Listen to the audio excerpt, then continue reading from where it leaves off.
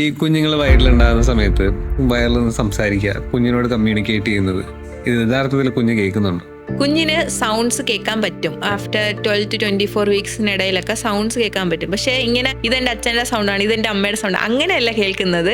ഇതൊരു കുറച്ചുകൂടെ ഒരു സോഫ്റ്റ് സൗണ്ടാണ്, ഇതിന്റെ ഒരു ടോൺ ഇങ്ങനെയാണ്, ഇത് കുറച്ചുകൂടെ ഒരു ഹാർഡ് സൗണ്ടാണ്, ഒരു കോഴ്സ് സൗണ്ട്, ഇങ്ങനെ പല ശബ്ദങ്ങളായി കേൾക്കാൻ പറ്റും. ഓക്കെ. ഓൾസോ ഈ അച്ഛന്മാര് സംസാരിക്കുമ്പോൾ who feels better? The mother feels better.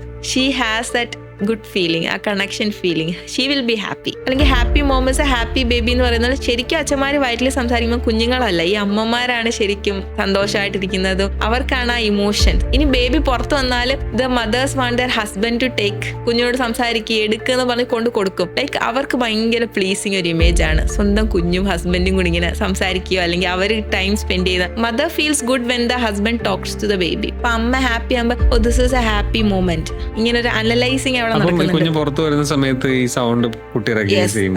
കുറച്ചുകൂടെ പെട്ടെന്ന് ഐഡന്റിഫൈ ചെയ്യും. Babies no there moms.